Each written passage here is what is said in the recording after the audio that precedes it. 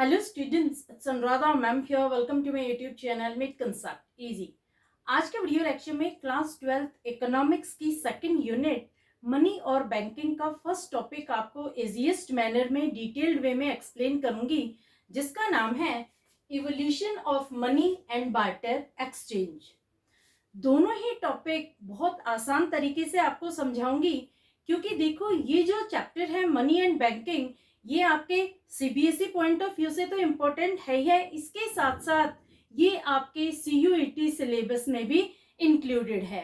तो आज का हमारा टॉपिक है evolution of money and barter system of exchange, difficulties in barter system. देखो, आप लोगों ने एक कहावत सुनी होगी, necessity is the mother of invention, यानी आवश्यकता आविष्कार की जननी है। जब हमें किसी चीज की जरूरत होती है, किसी चीज की नीड होती है, किसी चीज की हम डिमांड करते हैं, तो हम नए नए आविष्कार करते हैं, नई नई इन्वेंशंस करते हैं, नई नई खोज करते हैं, ताकि हम अपने डिमांड को सेटिस्फाई कर सके। जब तक डिमांड एग्जिस्ट नहीं होगी, किसी तरह का कोई इन्वेंशन नहीं होगा। देखो, जैसे अंधेरे में जब रोशनी की आवश्यकता हुई तो लैंप की खोज की गई, लैंटर्न की खोज की गई, बल्ब की खोज की गई।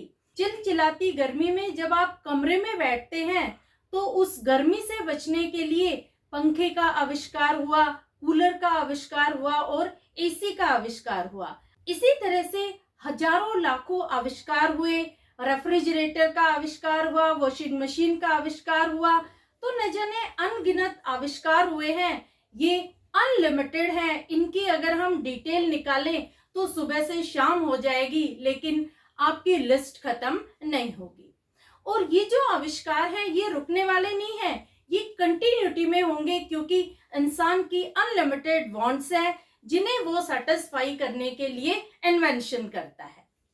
इसी तरह से देखो, जो मनी है ये एक मोस्ट इंपॉर्टेंट इन्वेंशन है मॉडर्न टाइम की, क्योंकि आज के टाइम में जितनी भी इकोनॉमिक एक्टिविटीज हैं सारी मनी के ही आसपास घूमती रहती हैं। तो मनी तो सारी इकोनॉमीज के लिए बेसिक रिक्वायरमेंट है। विदाउट मनी हम इकोनॉमिक एक्टिविटीज के बारे में इमेजिन भी नहीं कर सकते। लेकिन जो मनी आज आप यूज कर रहे हैं, क्या आज से हजारों साल पहले भी ये मनी थी? नहीं। पहले जब अर्लीस्ट पीरियड ऑफ सिविलाइजेशन था, उस समय मनी सर्कुलेशन में, मनी एग्जिस्टेंस में नहीं थी। तो किस तरह से मनी एग्जिस्टेंस में आई है, कैसे कैसे मनी का इवोल्यूशन हुआ है, ये सब मैं आपको डिटेल्ड वे में इजीएस्ट मैनर में बता रही हूँ। तो देखो, मनी का जो इवोल्यूशन हुआ है, मनी की जो इन्वेंशन हुई है, उसमें 5 स्टेप्स आती है। पहली स्टेप है कमोडिटी मनी, दूसरी है मेटालिक मनी, तीसरी है पेपर मनी, चौथी है क्रेडिट मनी और पांचवी है प्लास्टिक मनी।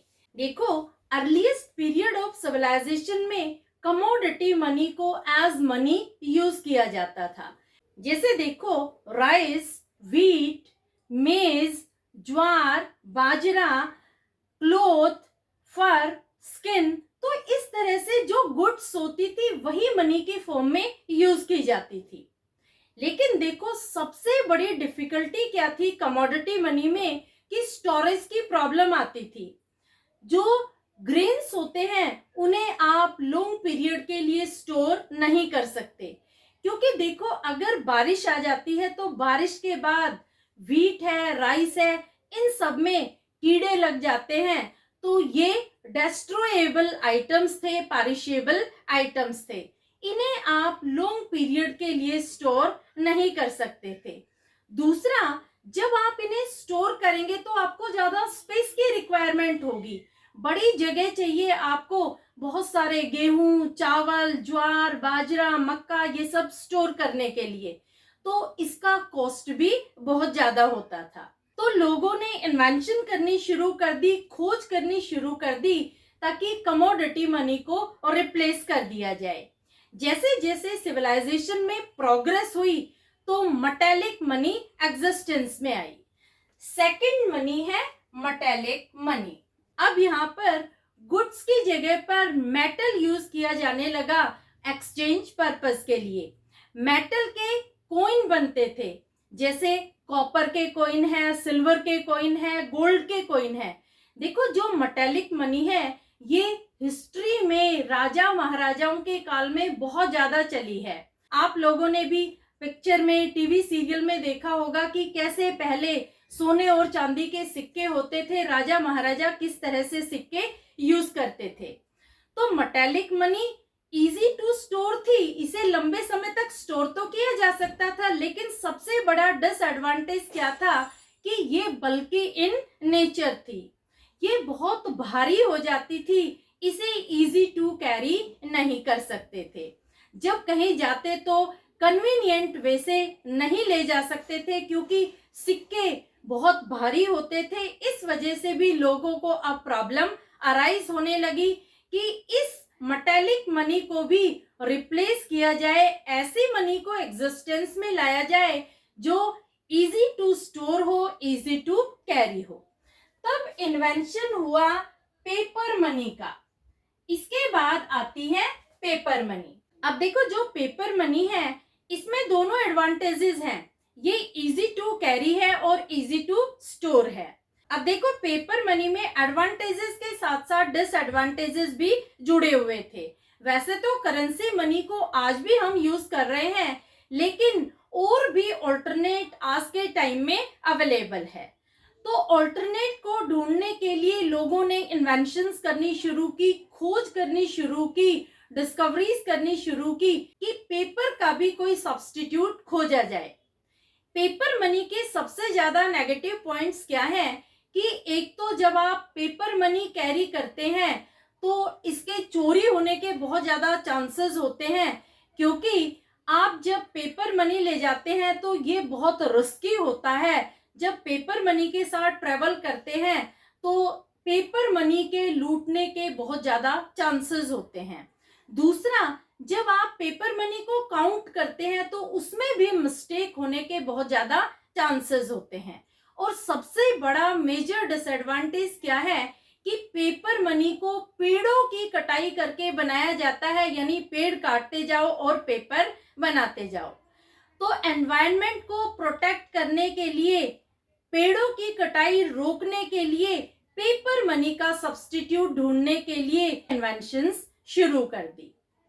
पेपर मनी का सब्स्टिट्यूट भी उन्होंने खोज निकाला। तो क्या सब्स्टिट्यूट है? पेपर मनी का सब्स्टिट्यूट है क्रेडिट मनी, जिसका नाम है बैंक मनी। क्रेडिट मनी में आते हैं बिल्स ऑफ एक्सचेंज, चेक और ड्राफ्ट। अब देखो, आपको कहीं कैश ले जाने की रिक्वायरमेंट नहीं है, ये आपकी टेंशन खत्म हो गई। अब आप चेक के थ्रू पेमेंट कर सकते हैं, ड्राफ्ट के थ्रू पेमेंट कर सकते हैं। आप जब गुड्स क्रेडिट पर बेचते हैं तो बिल्स ऑफ एक्सचेंज दे सकते हैं। तो देखो, ये तो इसका एडवांटेज था कि आपको कैश पेमेंट नहीं करनी पड़ेगी, कैश को नहीं ले जाना पड़ेगा, कैश को नहीं लाना पड़ेगा, चेक और ड्राफ्ट के थ्रू ही पेमेंट हो जाएगी।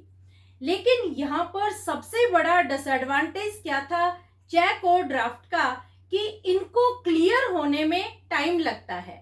जब आप चेक बैंक में डिपॉजिट करते हैं तो इमीडिएटली वो चेक कैश में कन्वर्ट नहीं होता है, यानी आपके खाते में इमीडिएटली पैसा नहीं आएगा।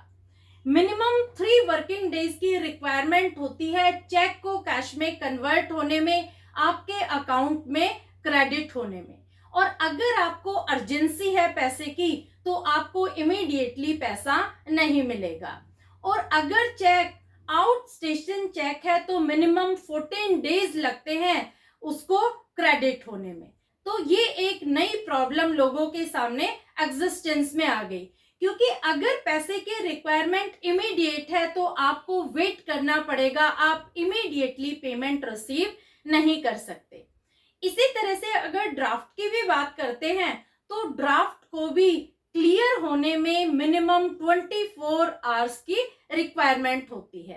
तो नई इन्वेंशन की गई, नई खोज की गई कि किस तरह से क्रेडिट मनी का भी सब्स्टिट्यूट पाया जाए। तो कंटिन्यूअस इन्वेंशन और डिस्कवरी के बाद नई मनी एग्जिस्टेंस में आई जिसका नाम है प्लास्टिक मनी। प्लास्टिक मनी में आते हैं डेबिट कार्ड और क्रेडिट कार्ड।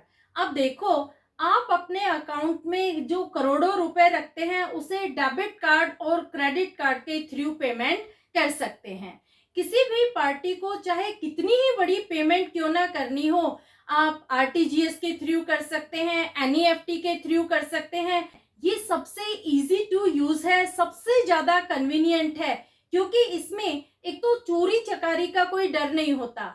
आपके दिमाग में ये नहीं रहता कि मेरे पास तो लाखों रुपए हैं, कहीं किसी ने देख ना लिया हो, कहीं मेरे पैसे चोरी ना हो जाए। तो इस तरह की कोई टेंशन नहीं होती। आप सिर्फ एक प्लास्टिक का कार्ड लेके चलते हैं और जो कमोडिटी कितनी भी महंगी क्यों ना हो, आप उस प्लास्टिक कार्ड से पेमेंट कर सकते हैं। तो देखो, इस तरह से धीरे धीरे डिस्कवरीज हुई है, धीरे धीरे इन्वेंशन हुई है। आप डेबिट कार्ड और क्रेडिट कार्ड यूज करके घर बैठे ही लाखों और करोड़ों की पेमेंट कर सकते हैं। आपको कहीं जाने की कोई रिक्वायरमेंट नहीं होती। आरटीजीएस के तरीके से, एनईएफटी के तरीके से आप ई ट्रांसफर कर सकते हैं। तो ये सब आएगा प्लास्टिक मनी में। ये most recent type of money है जो आज के टाइम में हर पर्सन यूज कर रहा है। तो इवोल्यूशन ऑफ मनी आपको अच्छे से क्लियर हो गया। दोबारा से एक बार रिकैप करवा देती हूँ। सबसे पहली मनी आती है कमोडिटी मनी, जिसे एज मनी यूज किया जाता था। लेकिन कमोडिटी मनी को स्टोरेज की प्रॉब्लम थी, लंबे टाइम तक स्टोर नहीं कर सकते थे। इस वजह से उसे रिप्लेस किया मेटेलिक मनी ने। मेटेलिक मनी में कॉपर, सिल्वर और गोल्ड के कॉइन्स आते थे। लेकिन ये जो कॉइन्स थे ये बल्कि इन नेचर थे, इसके साथ साथ ये कॉइन स्केर्स थे, यानी हर जगह अवेलेबल नहीं थे। तीसरा, जो सिल्वर और गोल्ड के कॉइन थे ये बहुत ज्यादा प्रेशियस थे, बहुत ज्यादा कीमती थे। इस वजह से नई मनी इंट्रोड्यूस की गई। तीसरी मनी है paper money. Paper money easy to carry, easy to store था, लेकिन इसमें सबसे बड़ा डिसएडवांटेज क्या है कि एक तो चोरी चकारी का डर था और इसके साथ साथ काउंटिंग में भी प्रॉब्लम हो जाती थी, काउंटिंग में टाइम लगता था। सबसे बड़ा डिसएडवांटेज था कि पेड़ों को काटकर पेपर बनाया जाता है। इस वजह से डिफोरेस्टेशन को स्टॉप करने के लिए नया ऑल्टरनेट ढूंढा गया मनी का और एग्जिस्टेंस में आई क्रेडिट मनी। क्रेडिट मनी में आते हैं bills of exchange, cheque and draft. Credit money का डिसएडवांटेज क्या था कि जो चेक होते हैं, ड्राफ्ट होते हैं, ये इमीडिएटली मनी में कन्वर्ट नहीं होते। इन्हें मनी में कन्वर्ट होने में टाइम लगता है, आपके अकाउंट में क्रेडिट होने में टाइम लगता है। जो चेक होते हैं उनमें 2 और 3 डेज का टाइम लगता है और जो ड्राफ्ट होते हैं उनमें 24 आवर्स का। तो इनका भी सब्स्टिट्यूट ढूंढा गया कि किस तरह से इमीडिएट पेमेंट की जाए। तो एग्जिस्टेंस में आई प्लास्टिक मनी।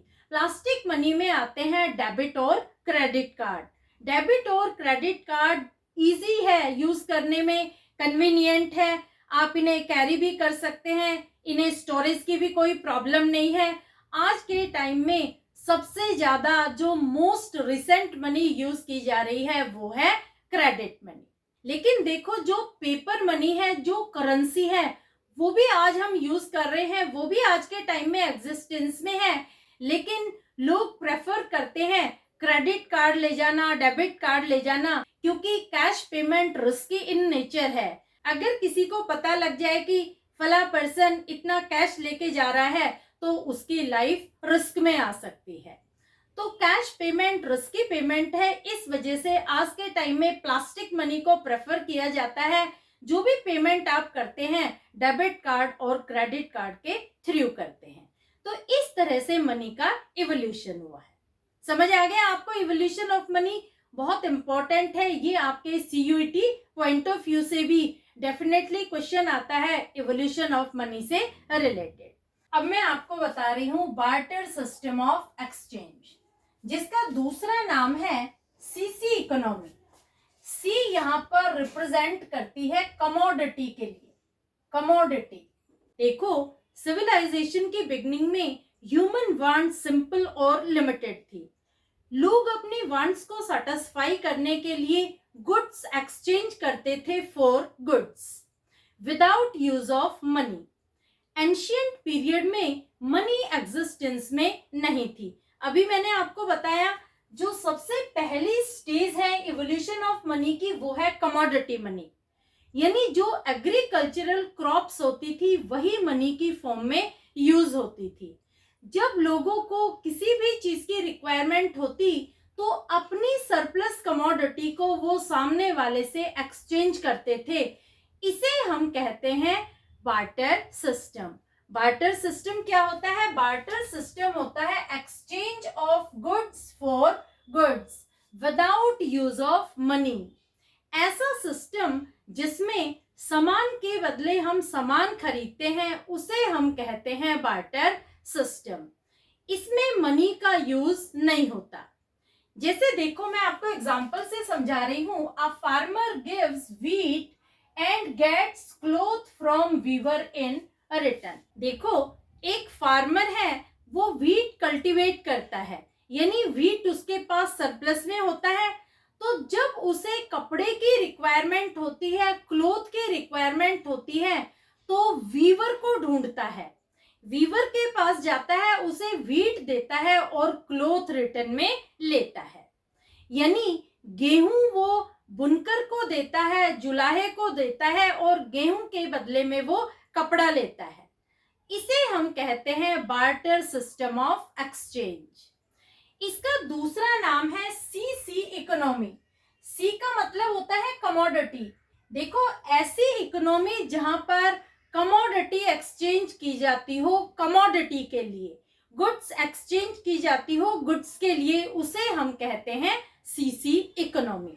तो ये आप ध्यान रखना कि बार्टर सिस्टम का दूसरा नाम है सीसी इकोनॉमी। सीसी इकोनॉमी का मतलब हुआ कमोडिटी फॉर कमोडिटी एक्सचेंज। एक कमोडिटी पाने के लिए हम दूसरी कमोडिटी को एक्सचेंज करते हैं, इसे हम कहते हैं सीसी इकोनॉमी। अब देखो, बार्टर सिस्टम की बहुत सारी लिमिटेशन है। किस वजह से बार्टर सिस्टम को इरेडिकेट किया गया था? क्यों आज के टाइम में बार्टर सिस्टम एग्जिस्टेंस में नहीं है? बहुत सारी प्रॉब्लम है इसकी, बहुत सारे लिमिटेशंस हैं, वो मैं आपको वन बाय वन एक्सप्लेन कर रही हूँ। सबसे पहली लिमिटेशन आती है lack of double coincidence of wants. अब ये डबल कोइंसिडेंस ऑफ वांट्स क्या होता है? देखो, डबल कोइंसिडेंस ऑफ वांट्स का इंग्लिश में मतलब होता है simultaneous fulfilment of mutual wants of buyer and seller.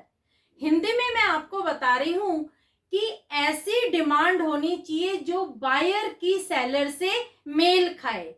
दोनों की डिमांड एक दूसरे से मेल खाती होनी चाहिए, तभी बार्टर सिस्टम एग्जिस्ट हो सकता है।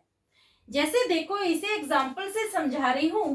एक ऐसी सिचुएशन है when A has what B wants to buy and B has what A wants to buy. देखो, इस एग्जांपल का मतलब क्या हुआ? A has what B wants to buy. B जिस कमोडिटी को परचेज करना चाहता है, सबसे पहले तो वो कमोडिटी ए के पास होनी चाहिए। ये तो पहली लाइन का मतलब हो गया। दूसरी लाइन का मतलब क्या हुआ? B has what A wants to buy. अब बी के पास भी वो कमोडिटी होनी चाहिए जो ए परचेज करना चाहता है, तभी बार्टर सिस्टम एग्जिस्ट होगा, अदरवाइज बार्टर सिस्टम एग्जिस्ट नहीं होगा। ये सबसे बड़ी प्रॉब्लम है। जरूरी नहीं है ए के पास वो चीज अवेलेबल हो जो बी को चाहिए, और ऐसा भी हो सकता है कि बी के पास वो चीज ना हो जो ए को चाहिए। और इसको आसान तरीके से समझाती हूँ। सपोज मेरे पास व्हीट है और आपके पास राइस है। मुझे राइस की जरूरत है तो मैं आपके पास जाती हूँ कि मुझे राइस दे दो। आप कहते हो ठीक है मैम, हम आपको राइस दे देते हैं। तो मैं आपसे कहती हूँ मेरे पास व्हीट है। आप कहते हो कि नहीं, हमें व्हीट नहीं चाहिए, हमें तो मेज चाहिए, मक्का चाहिए।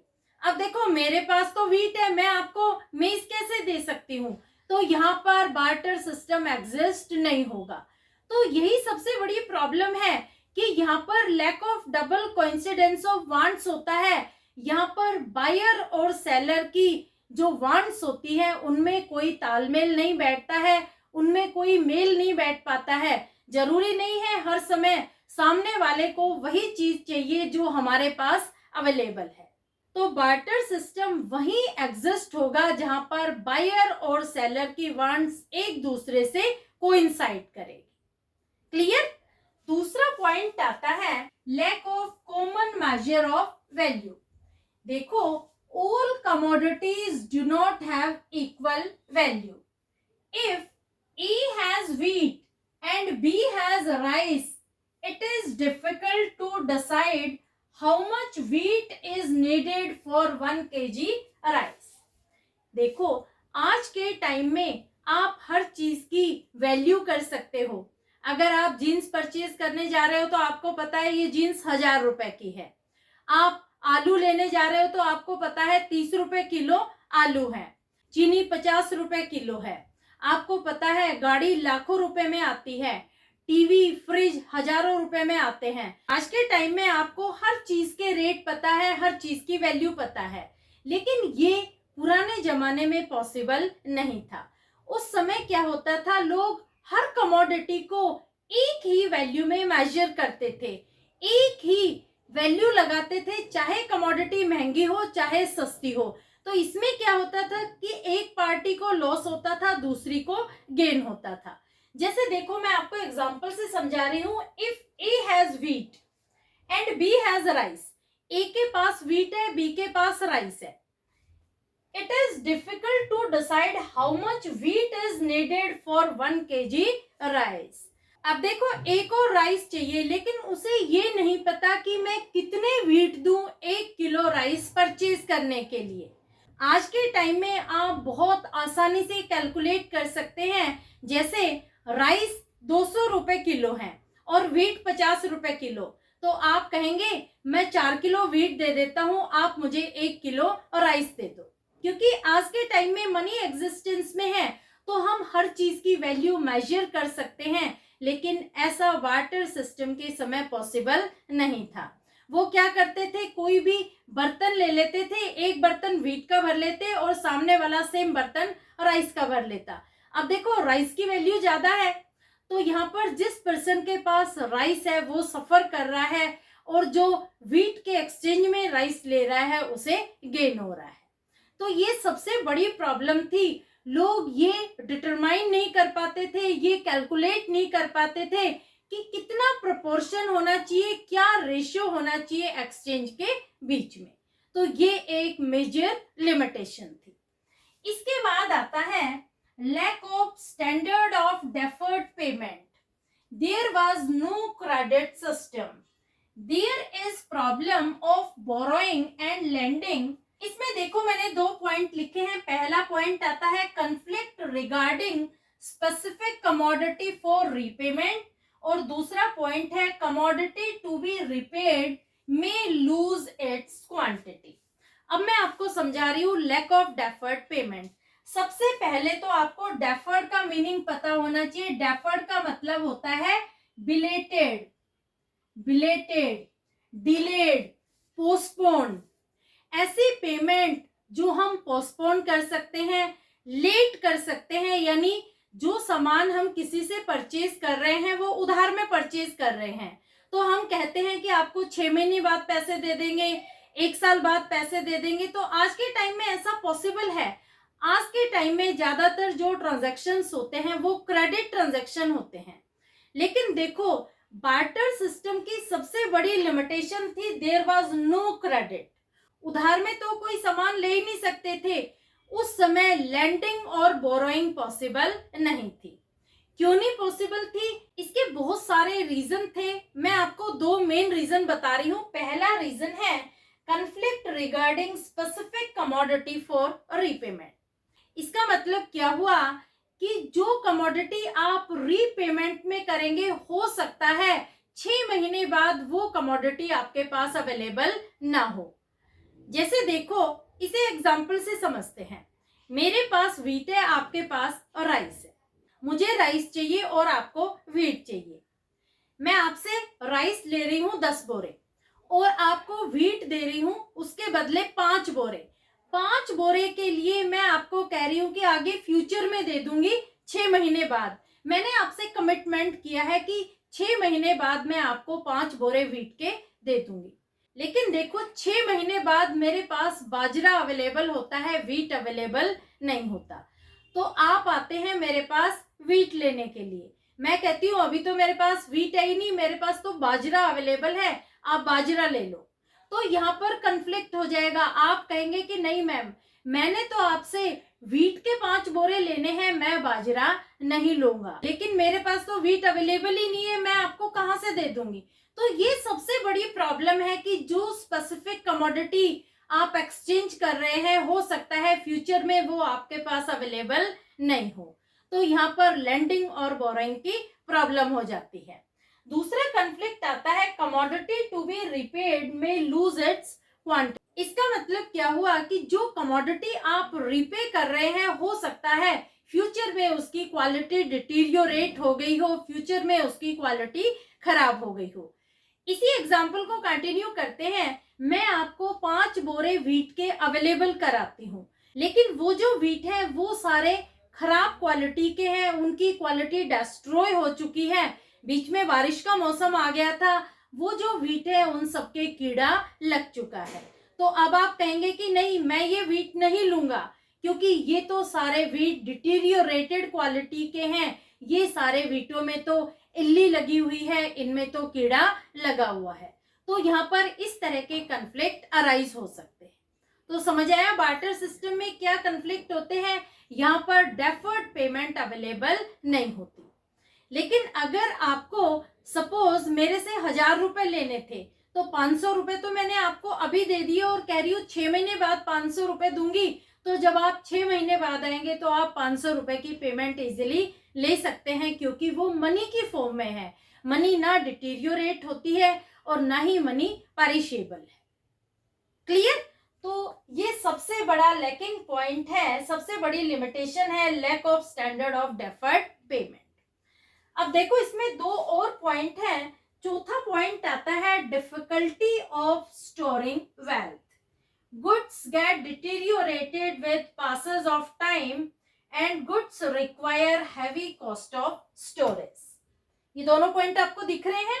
देखो, जब कमोडिटी को हम एज मनी यूज करते हैं तो उसको स्टोरेज में बहुत ज्यादा प्रॉब्लम होती है। इसका मतलब क्या हुआ कि हम गुड्स को ज्यादा टाइम तक स्टोर नहीं कर सकते, क्योंकि पासेस ऑफ टाइम से गुड्स डिटीरियोरेट हो जाती हैं, गुड्स खराब हो जाती हैं। जैसे आपने गेहूं स्टोर कर लिए, जब आपने गेहूं स्टोर करे, बीच में बारिश आ गई, बारिश आने की वजह से सारे के सारे गेहूं सड़ गए, उनमें कीड़ा लग गया, तो अब उनकी वैल्यू 0 हो जाएगी। ना आप खुद कंज्यूम कर पाएंगे और ना उनको आप एक्सचेंज कर पाएंगे। तो जो गुड्स होती है उनमें सबसे बड़ी स्टोरिंग की प्रॉब्लम आती है, आप वेल्थ को स्टोर नहीं कर सकते। दूसरा पॉइंट आता है it requires heavy cost of storage. अगर आप गुड्स को स्टोर कर रहे हैं तो उसके लिए बड़े बड़े गोडाउन की जरूरत होती है, तो ये हैवी कॉस्ट इनकर करता है, ये एक्सपेंसिव होता है। इस वजह से ये बहुत बड़ी लिमिटेशन है, बहुत बड़ी प्रॉब्लम है बार्टर सिस्टम की, कि गुड्स को हम वेल्थ की तरह से स्टोर नहीं कर सकते, क्योंकि एक तो ये पेरिशेबल आइटम है, ये पासेस ऑफ टाइम के साथ जैसे जैसे समय बीतता जाएगा ये खराब हो जाएगा, इसकी क्वालिटी मेंटेन नहीं हो सकती। दूसरा, इसमें हैवी कॉस्ट की रिक्वायरमेंट पड़ती है, ये कॉस्टली होता है। और लास्ट लिमिटेशन है lack of divisibility. A wants to sell his cow and wants cloth equal to half value of cow. देखो, कुछ गुड्स ऐसी होती है जिन्हें आप डिवाइड नहीं कर सकते, जिन्हें आप काट नहीं सकते हो। जैसे देखो, ए और बी, ये 2 पर्सन है, ए के पास काऊ है और बी के पास क्लोथ है। ए कहता है मुझे क्लोथ चाहिए, मैं आपको काऊ एक्सचेंज में दूंगा, लेकिन क्लोथ इतना होना चाहिए जिसकी वैल्यू हाफ वैल्यू ऑफ काऊ हो। तो आप कैसे वैल्यू डिसाइड करेंगे काऊ की? क्या आप काऊ को बीच में से काटेंगे? ये पॉसिबल नहीं है। तो कुछ गुड्स ऐसी होती हैं जिन्हें आप डिवाइड नहीं कर सकते। जितना क्लोथ वो आपको देगा, आपको पूरी की पूरी काऊ ही उसे देनी होगी। आप काऊ को काट नहीं सकते हो, क्योंकि काऊ ये एक लाइव स्टॉक है।